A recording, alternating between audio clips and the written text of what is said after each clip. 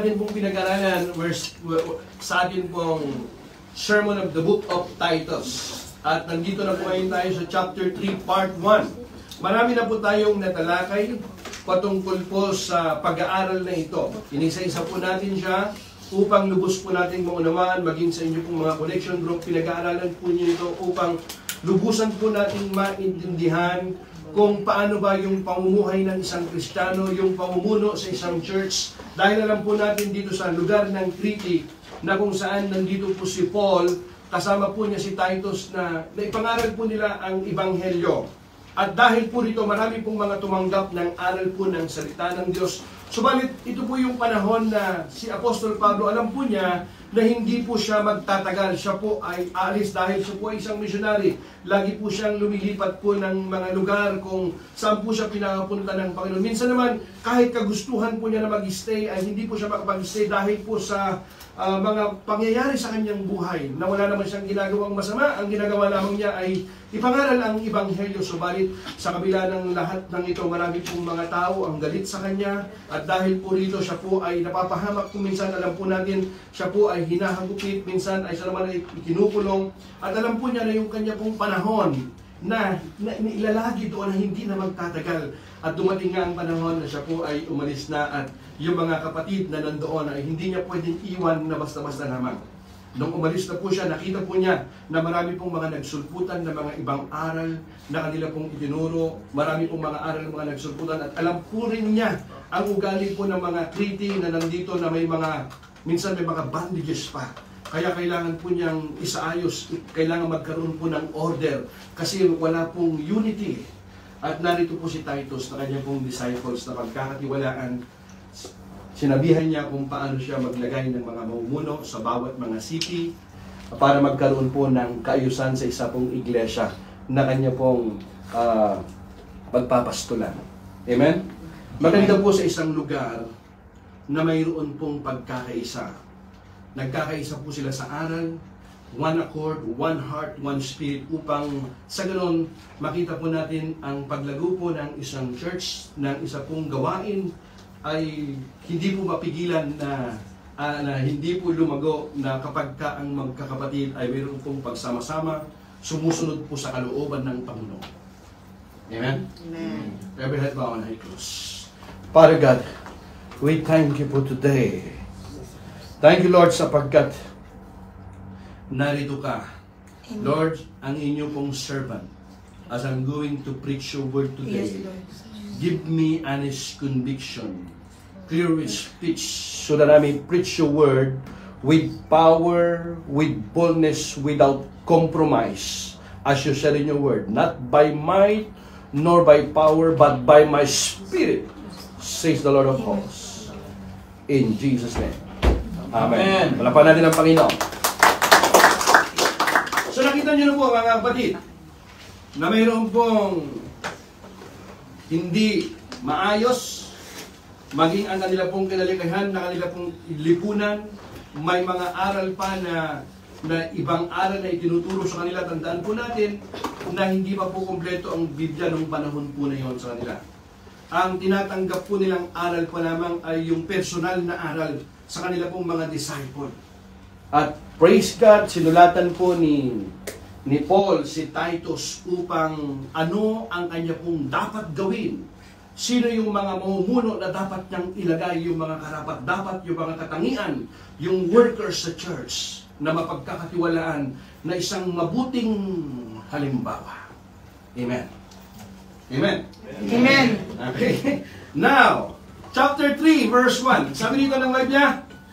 At before that, let's read yung context po nito para magkaroon po kayo ng idea. Ang sabi niya, in Titus chapter 3, verse 1 to 3, applies the teachings Paul gave Titus in chapter 1 and chapter 2. Tapos na po natin yan. So Crete was famous for its immoral culture, but this letter encourages Christians to live according to behaviors associated with belief, to 7 sins associated with unbelief.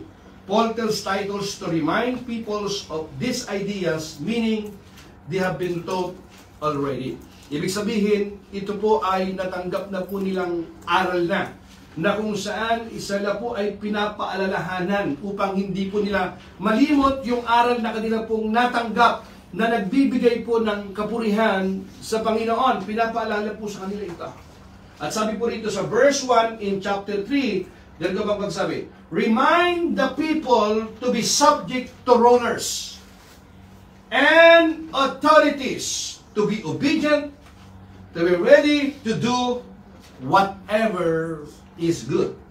Okay? Sabi dito sa Tagalog, palalahanan mo ang mga kapatid na magpasakop sa mga pinuno at may kapangyarihan, sundin ang mga ito at laging maging handa sa paggawa ng mabuti. Sabi sa English, ito po sabi niya, remind the people to be subject to rulers and authorities. Yung mga namumuno, ibig sabihin, ito po yung mga maaari pong mga nasa gobyerno, sila po yung pinagkatiwalaan na mamuno sa isa pong lugar, bansa.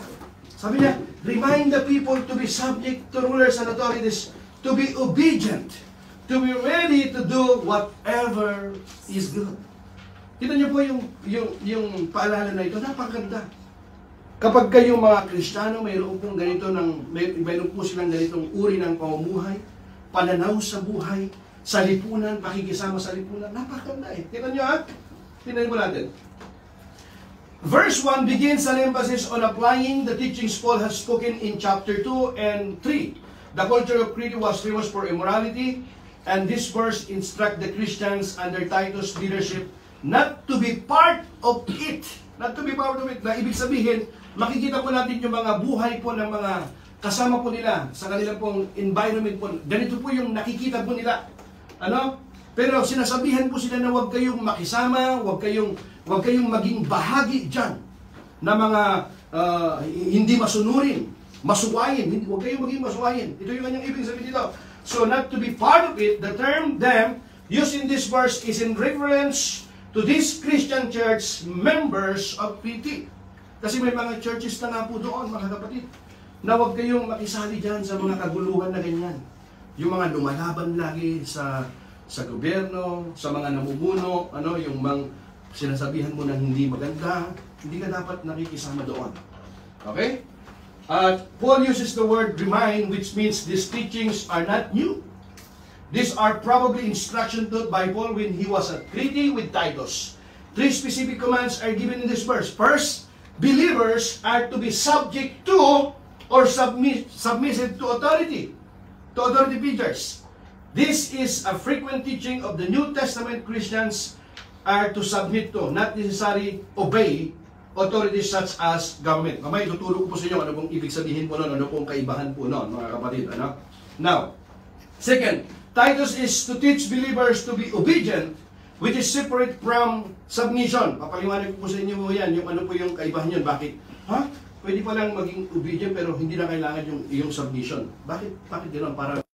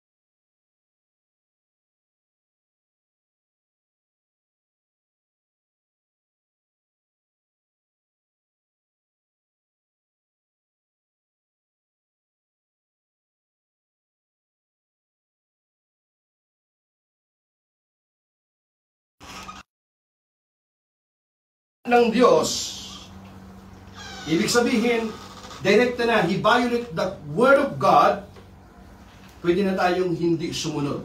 Ganun pa man, pakinggan mo, hindi nakakahulugan na tinatanggal mo na ang respeto at paggalang sa mga pinuno na nilagay ng Diyos. Maliwanag po ba? Amen. Ulitin po ulit, hindi na. Maliwanag na po ba? Alam na po. Okay? Ulitin ko, sana lang, para hindi ma-confuse. Sige po. Okay? Ang mga pinuno, mga rulers, ang mga authority, ang Diyos po ang naglagay po niyan. Mayroon po siyang approve dyan. Okay? Pero mayroon pong order na nilagay. Kahit na ang namumuno ay malupit, or mabuti man ito, o hindi, ang tungkulin po ng mga mananampalataya ay sumunod, ipanalangin, at igalang ang sinumang namumuno. Pakinggan po natin. The only thing na hindi na tayo susunod kapag ka ang namumuno ay nilalabag niya ang salita ng Diyos. Amen. Pwede ka nang hindi sumunod. Amen? Amen. Now, tuloy ko. Third, however, in most cases we are to comply with the laws and instructions of authority figures. Obedience was also an important theme in the Old Testament as well as a common teaching for believers in the New Testament. Itinuturo po ito. Simula pa lamang sa lumang tipan hanggang sa bagong tipan kung paano dapat mag-submit, gumalang, makinig, sumunod sa mga mayroon pong nanunungkulan. Amen? Hindi ka lagi nakikipaglaban. Hindi ka laging kontra ng kontra. Amen? Amen. Now, third, Titus was to teach believers to be ready to do what? Good works. This is similar to Ephesians chapter 2 verse 10, which teaches that we are created in Christ in order to do the good deeds God planned for us in advance. So, makikita po natin dito na kapag ka ang mga mananampalataya ay mayroon namang pwedeng gawin, lalong-lalo na sa kabutihan ng church sa ating pong bayan, dapat po tayo ritong nakikibahagi. Amen? Amen. Daming mga reklamo ng reklamo pero wala namang pakinabang. So, reklamo ng reklamo pero wala namang pakinabang. Okay? Kung sino pa yung walang pakinabang, siya pa yung mareklamo minsan. Kung sino yung tamad, siya yung panayang utos. Tamad na ngayon. Tinan mo yung katabi mo, hindi tamad yan. Okay? Are you with me? Amen? Amen. Ang katamaran ngayon, hindi lang sa mga trabaho na eh. Maraming mga tamad din na kahit na pwede namang magsimba, hindi nagsisimba. Pero nagpe-Facebook, nagtitiktok-tiktok lang. Pero sabi niya, seek ye first the kingdom of God and His righteousness. Come on. And all these things shall be added unto you.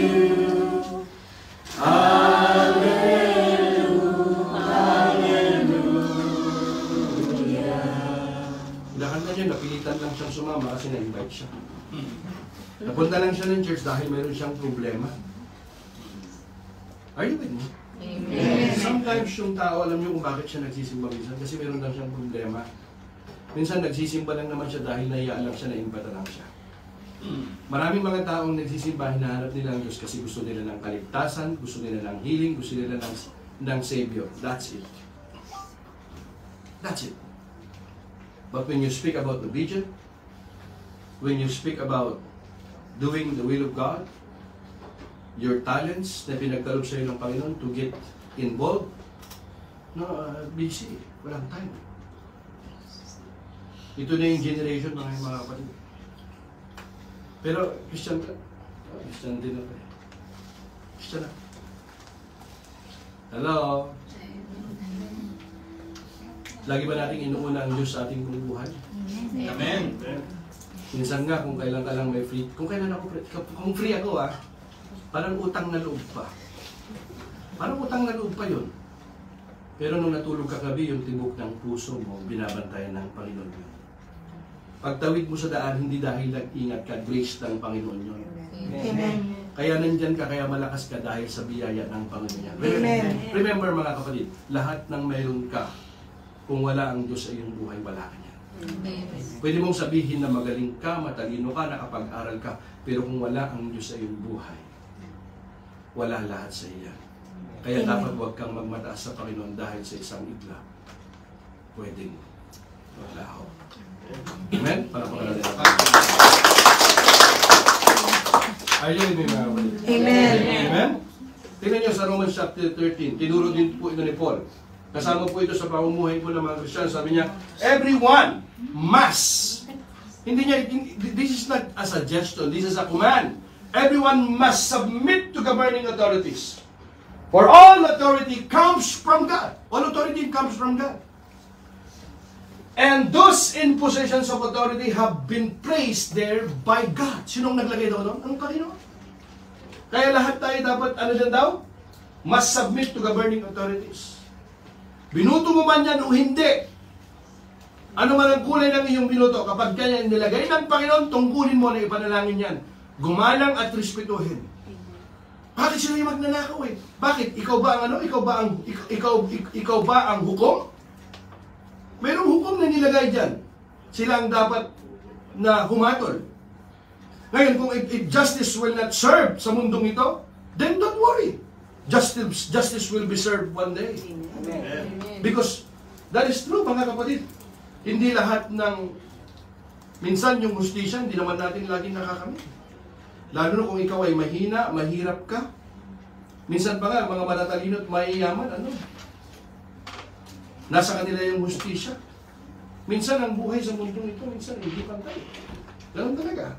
Pero tandaan po natin mga kapatid, pagdating ng panahon, mayroon pong hatol na pantay-pantay, walang mayaman, walang mahirap. Amen. At yan ang Diyos. Kapag siya humatol, ang kanyang hatol ay laging perfect. Amen? Palakpakan natin ang Panginoon. Clear mo ba mga kapatid? Everyone must submit to governing authorities, for all authority comes from God, and those in positions of authority have been placed there by God. Ang Diyos ang naglagay doon. So anyone, pakinggan mo rin, anyone who rebels against authority is rebelling against what God has instituted, and they will be punished. They will be punished. Sino daw yun? Yung mga lumalaban. Sino daw ang hatol? Ng Panginoon. Kita niyo mga kapatid? For the authorities do not strike fear in people who are doing right. But in those who are doing wrong, would you like to live without fear, or the authorities? Do what is right, and they will honor you. So bakit ka natatakot? Bakit ka lumalaban? Kasi yung mga natatakot, panay ang reklamo lang yung mga gumagawa ng illegal. Are you with me? Then kung ikaw naman ay namumuhay ka sa lipunan ng hindi ka lumalabag sa batas, anong dapat mong katakutan? Di ba? Matakot ka kung ikaw ay durugista ka. Drug lords ka, matakot ka. Kasi pwede kang mapahamak. Pero kung ikaw ay sumusunod ka naman sa lipunan, ano dapat mong katakutan? Minsan nga, kahit na sumusunod ka, natatakot ka pa rin dahil sa lipunan mo, maraming mga adik, maraming mga masasamang tao. Naglalakad ka lang, may dala kang cellphone, pwedeng nakawin ng cellphone mo, pwede kang saksakin. Natutulog ka sa bahay mo, pwede kang akyatin. Di ba? Ngayon, kung mayroon pong nilagay po dyan ng Panginoon na mga authority na para manghuli sa masamang ito, di ba buti? Amen? Kaya dapat natin silang ipinapanalangin. Are you with me? Amen. Maliwanag naman, di ba? Napaka simple and plain. Hindi mo na kailangan dito ng another interpretation. Nandyan na, oh. Now, verse 4. The authorities are God's servant. Kapag hindi nila ginawa yung tungkulin nilang matapat, ngayon sila ay mananagot. Mananagot saan? Sa batas. Ngayon kung hindi man sila managot sa batas, pagdating ng panahon, mananagot pa rin sila sa Panginoon. Bakit? Ang Diyos ay justisya. Amen. Amen? Amen. Ang Diyos ay justisya, mga kapatid. Kaya ang batas hindi mo dapat nilalagay sa iyong mga kamay.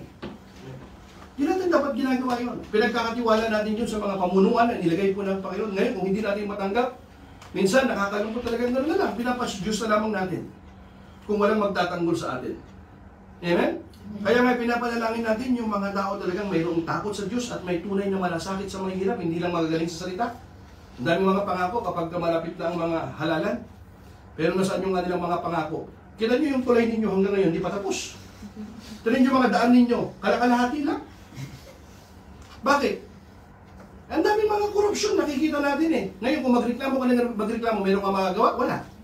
Ano magagawa mo? Manalangin ka lamang. Yes, hindi naman nakakahulugan dito na manahimik ka na lamang. Hindi niya sinabi yun.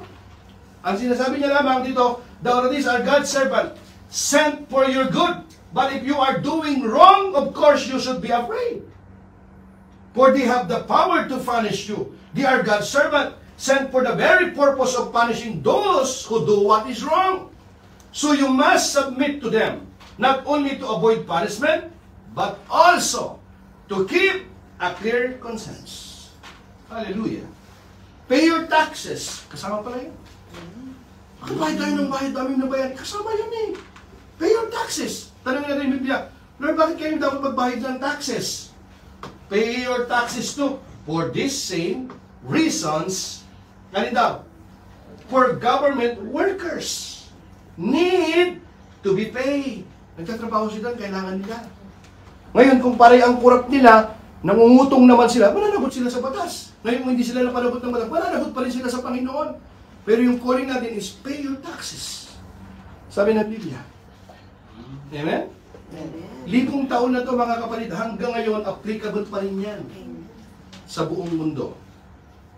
Praise God, may mga bansa na mayaman ay tax-free. Katulad dito sa atin ngayon, kaya pinapanalangin natin yung Amir. Kaya nga sa prayer meeting natin, every Thursday, meron tayong prayer points.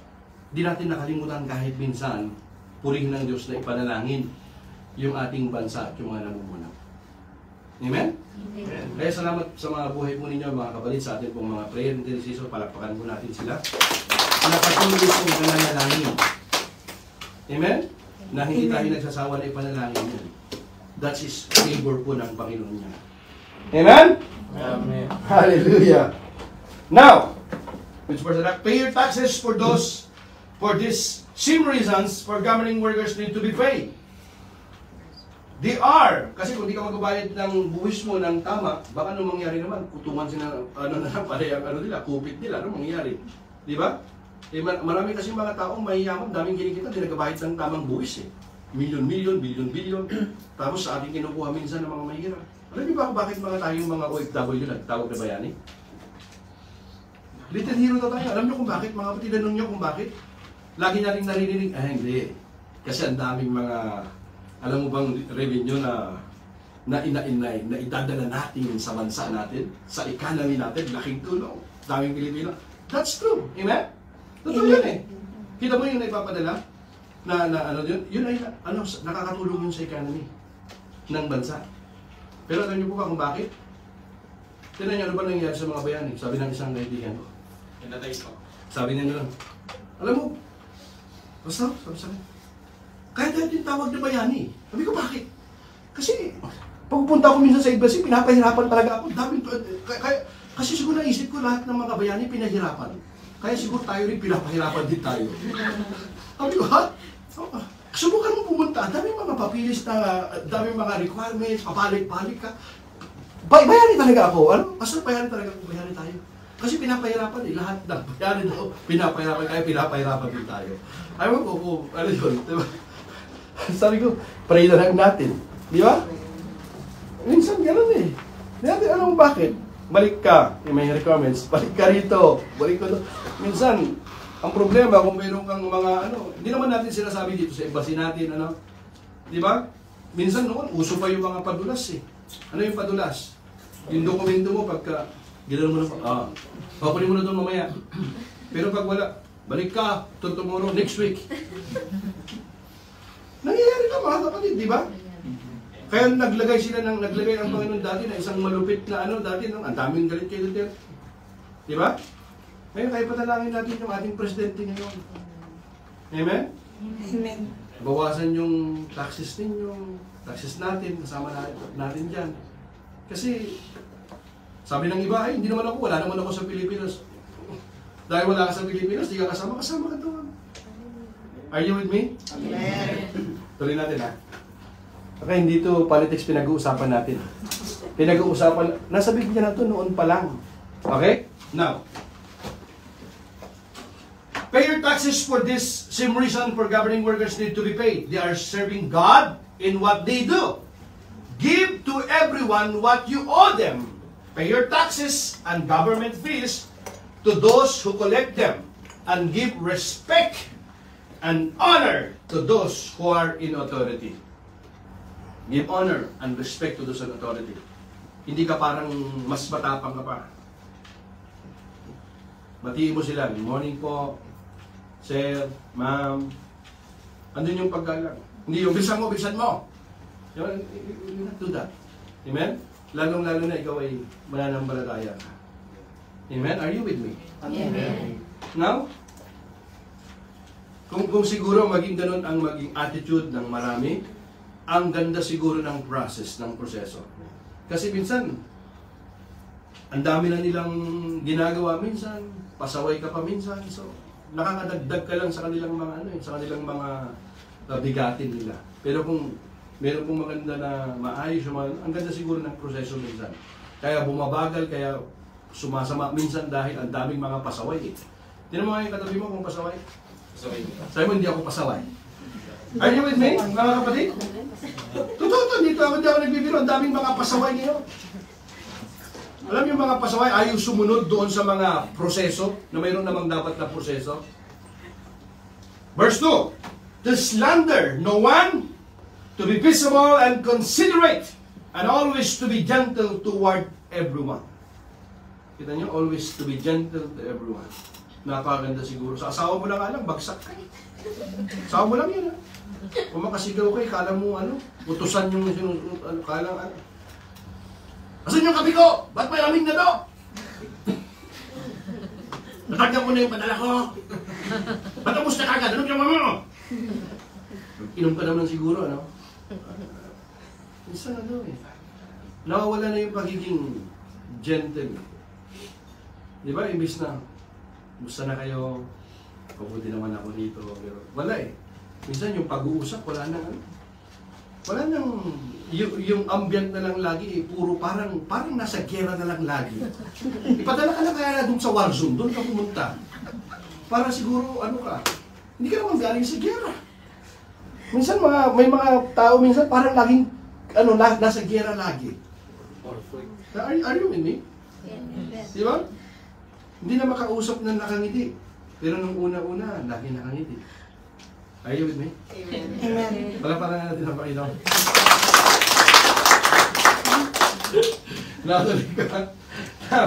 Sabihan mo silang huwag magsalita ng masama laban kanino man. Magsalita laban kanino man. Umiwas sa pakikipag-away at maging mahinahon at magalang sa lahat ng tao. Kapag ang mga Kristiyano ganito ang ugali, mga kapatid, ganda, di ba? Kaya hindi sumasama yung kasama mo sa bahay. Kasama mo sa trabaho. Bakit? Baka madamay pa sa'yo. Eh kung nakikita niya sa'yo yung pag-ugali mo ay panay sigaw mo. Panay ang mainitin ng ulo mo tapos imbitahin mo ako sa church mo. Huwag mo ko sama-sama dyan. Baka matulad mo ako sa'yo. Huwag mo akong tingnan. Tingnan mo si Lord. Kasi sabi ni Lord, di ba? Fix your eyes into Jesus. Kasi pag ako ang tinignan mo, baka matisod ka lang. Galing. Kaya kasi minsan tayo nagkamali eh. Nakatingin kasi tayo sa tao. Kay Jesus tayo tumingin, mag-focus tayo. Praise God, di ba? Palakpakan mo yung sarili mo. Pero pakinggan mo ito mga kapatid. Ang sabi ng Biblia? Matthew 5, let your light shine before men, that they may see your good works and glorify your Father in heaven. Ngayon, palakpakan natin ang Panginoon. Are you with me? Amen. Tama, mga kapatid. Kasi hindi naman niya nakikita yung puso mo. Ikaw yung tinitingnan niya yung buhay mo, pinagmamasdan ka. Lalong-lalo na kung, hallelujah, praise God, gumagano'n-ganon ka pa. Alam niyo ba kung minsan kapag alam nilang Kristiyano ka, parang minsan, Parang tingin ng mga tao mo parang perfecto ka. Parang hindi ka na nagkamali. Kaya kung nagkamali ka, parang, Christian yan, or naging yan, di ba? It seems a big deal. Huwag ka malungkot. Alam mo bakit? Mayroon silang expectation sa inyo. Alam po nila na ang mga Kristiyano ay namumuhay po ng maayos, hindi magulo ang pamumuhay. Kaya kung gano'n ang kanilang expectation, then don't be angry with them. Respect that person. Kahit yung mga taong naninira sa'yo, respetuhin mo yung taong yun. Huwag mo sisiraan. Sabi ng Biblia, bless those who curse you. Bless those who persecute you. Do not curse them. Are you with me? Amen. Pagpalain mong mga umuusig sa inyo, pagpalain at huwag sumbayin. Yung nagsasabi sa'yo, nagchichismis sa'yo, pag nagbaon ka ng pagkain, dalhan mo ng konti, dagdagan mo. Hi, did you eat already? Huwag mo lalagyan ng laso. Di ba? Minsan kasi hindi mo binabati, nandiyan naman, sira na naman ang araw ko. Ano nangyari sa'yo? Nakita ko na naman. Nakita ko na naman. Are you with me? Alam mo ba kung paano ka alam mo kung paano malaman na lumalago ka na sa iyong pananampalataya? Hindi pag marami ka ng certificate na natanggap. No. Kapag yung kagalit mo, nakikita mo na ipag-pray mo na, Lord, ingatan mo yung nagchichismis sa akin. Pagpalain mo siya, Panginoon, na ma-promote siya. Ingatan mo sa kanyang paglalakbay. Are you with me? Kapag naging maayos na yung panalangin mo, hindi yung panalangin mo, Lord, baguhin mo naman yung kasama ko, baguhin mo naman yung asawa ko, Panginoon, pabago yung kanyang ugali, ang sama-sama ng kanyang ugali, Panginoon. Kapag nabago na yung prayer mo, Lord, baguhin mo ako, Panginoon. Yung puso mo, Panginoon, lagyan mo sa akin para maunawaan ko yung mga tao na may hirap unawaan, kung paano ko sila mahalin, kung paano ko sila ipanalangin. Pakinggan ninyo ito, sabi ng Biblia, when a man's ways are pleasing to the Lord, even his enemies to be at peace with him. Even his enemies to be at peace with him. Amen? Amen. Kapag nagpatuloy ka sa paggawa ng mabuti, sa kabila ng hindi ka ginagawa ng mabuti, pakinggan ninyo, mayroong Diyos na nakakita sa iyo, nagagatimpala sa iyo ng mabuti. Amen. Amen? Hindi yung lagi nakikipag-away, nakikipagtalo. Anong sinabi mo? What did you say? What did you say? Diba? Tapang-tapang mo tapos meron kang kapatiran pa na nakarinig sa iyo. Sister, ay wala, na ano lang. Diba? Sister, wala. Wala, kasi, bakit makita ang gulo mo? Are you with me? Sabi mo siya kanina, huwag laging mainit ang ulo. Huwag laging mainit ang ulo. Are you with me? Amen, mga kapatid? Amen. Now, verse 2 continues the list of commands. Titus is to be remind believers of verse 1 included 3 commands. Verse 2 adds 4 more. First, believers are not to gossip or tear others down with words. Second, they are to avoid arguments, to be peaceable or avoid quarreling or bickering was a major reason for Paul's concerns regarding the churches on Crete. Bickering means to argue about petty and trivial matters. Ibig sabihin, nakikipag-argumento ka lang doon sa bagay na wala namang masyadong kabuluhan. Mga petty things lang. Ano bang talagang nakikipagtalo ka pa eh. Ano ba yung mga petty things nakikipagtalo ka? Hindi naman matters na nakikipag-away ka pa, nasisira pa yung araw. Di ba? Nasabihan ka lang ng di ba, nasigawan ka lang ng puti. Don't yell at me. Don't yell at me. I told you. Di ba? Wala na, nasira ang araw mo. Di ba? Pwede mo mang kausapin eh. Kaya nga doon sa kasama ko ngayon ako yata ang tao na napaka-iksi ng pasensya noon. Ang dami ko ng mga pero ewan ko, siguro dahil sa prayer. You know what, that patience is one of the fruit of the Holy Spirit. Amen. Patience, love, joy, peace, patience. And patience is only developed under trial. Amen. Do you know that? Amen. You know that patience is only developed under trial. Pinag-pray mo yung, Lord, give me patience.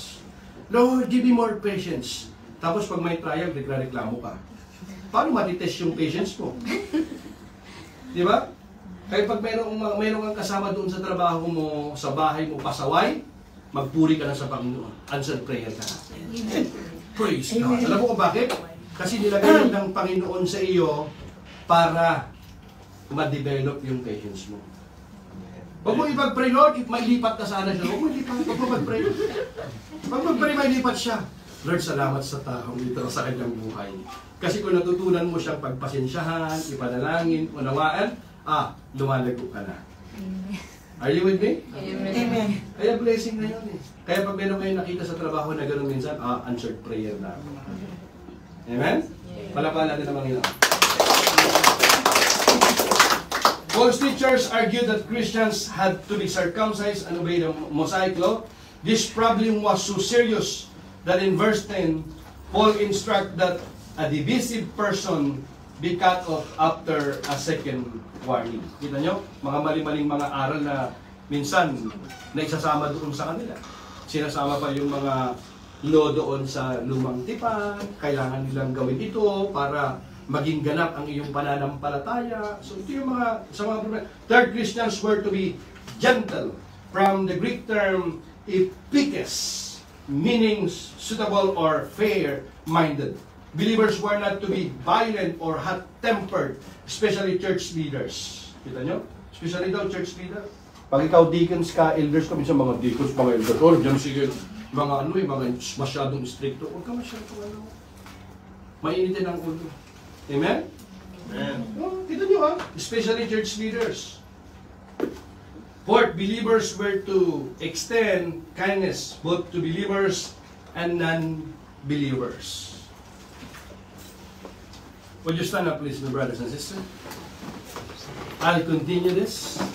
Part 2. Marami pa akong gustong sabihin sa inyo mga kapatid, pero ayaw ko pong madaliin, bilisan ito ng hindi po natin lubos na maunawaan. Pero nandito pa lamang tayo sa verse 2, pero nakita natin, balik mga anak, sa verse 2, ang dami na nating pwedeng pag-aralan. Ang pag-aaral po kasi ng salita ng Diyos, hindi po yan mabilisan. Amen. Ang pag-aaral po ng salita ng Diyos ay inuunawa at iniintinding mabuti. Upang sa ganon, may apply natin ito sa ating buhay. Napagpala na tayo, maging daluyan pa tayo ng pagpapala sa ating kapwa, ganon din sa ating mga.